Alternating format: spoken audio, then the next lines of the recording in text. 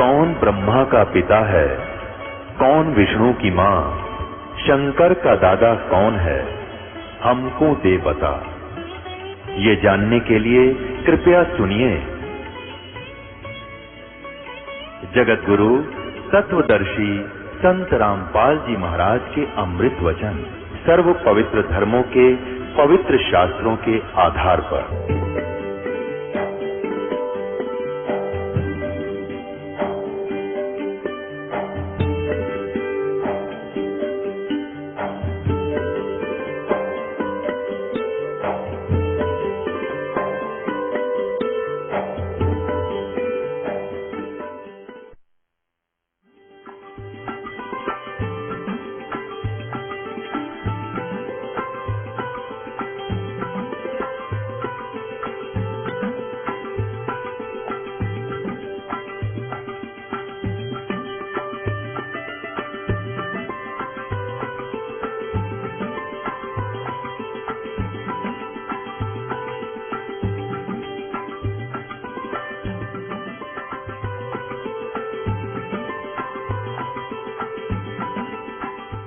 कबीर परमेश्वर की वाणी है, राज तजना सहज है, सहज त्रिया का ने, और मान बड़ाई ईर्षा दुर्लभ तजनाइए।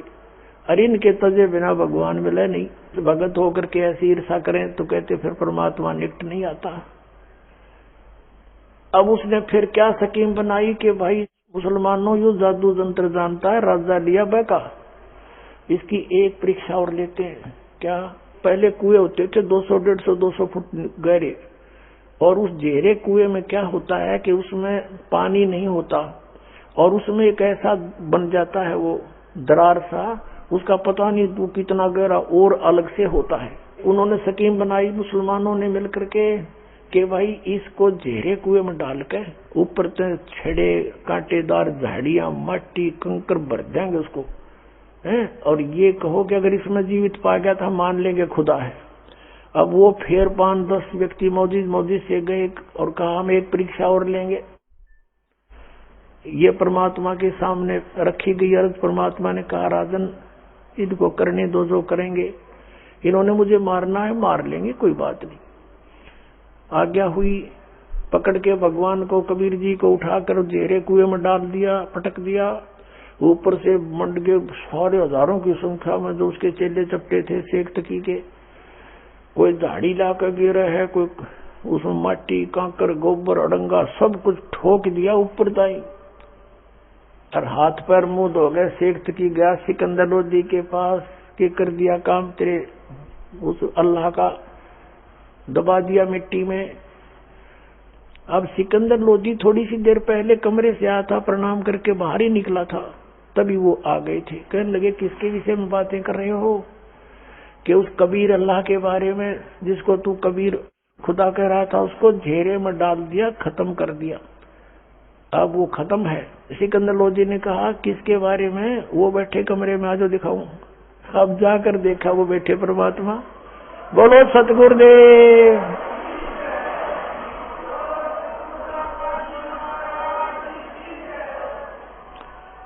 अब पुण्यात्माओं शेख तकी नीच व्यक्ति था, इतना देखकर चरणों में शीश रख देना चाहिए था उस नालायक ने कि भगवान के साथ खस रहा है, लेकिन वो उसकी वो प्रभुता ना छूटे थी।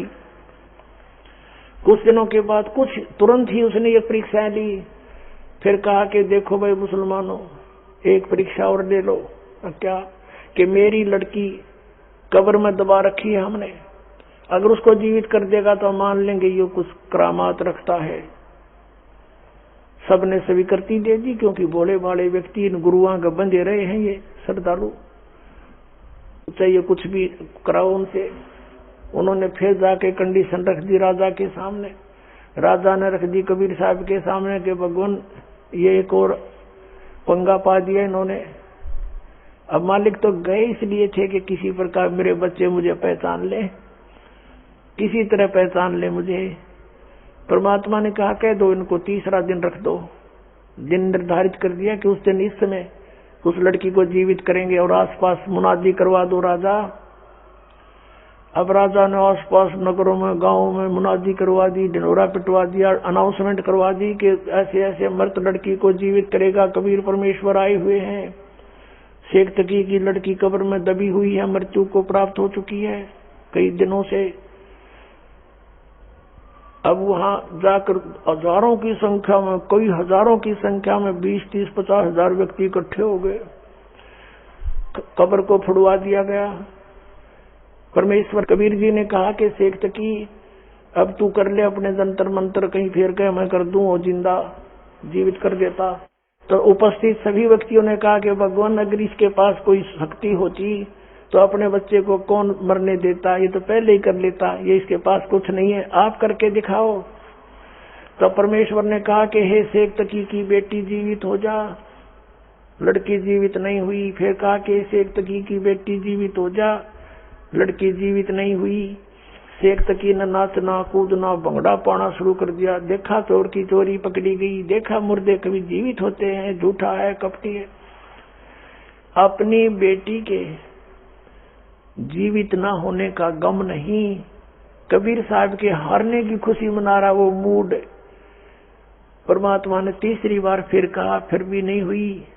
वो तो परमात्मा लीला कर रहे थे, जो नाच कूद ले मूर्ख थोड़ी देर। फिर कहा कि हे जीवात्मा जहां भी है तू, कबीर हुक्म से वापस आ, प्रवेश कर इस लड़की के शव में और बाहर आ जा। तुरंत लड़की कंपन हुई। लड़की बाहर आकर प्रणाम किया। बोलो सतगुरुदेव।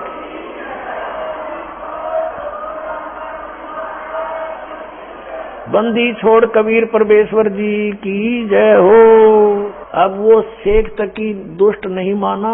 परमात्मा ने कहा जा बेटी जा तेरे पिता के संग में।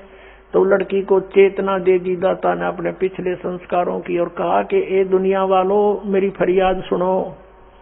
1.5 घंटा प्रवचन, 2 घंटा प्रवचन की उस बेटी ने खड़े होकर के बहुत ऊंची आवाज में सब तक सुनाई दे रही है। कहा कि मैंने भी धोखा खाया था, ये खुद अल्लाह आए हुए हैं। 2 जन्म पहले ये मुझे मिले थे, मैं राबिया रूप में थी। उस समय मैंने इनकी 4 वर्ष भक्ति करी थी, फिर मैंने लोक लाज में छोड़ दी थी। उसके कारण मैं अगले जन्म में एक बांसुरी नाम की लड़की बनी वैश्या, और मैंने मक्के में अपना शीश भी चढ़ा दिया था और सब जगह मेरी वाह वाह हो रही थी। लेकिन अगला जन्म मेरा शेख तकी के घर में लड़की का जन्म हुआ और अब मैं 12 वर्ष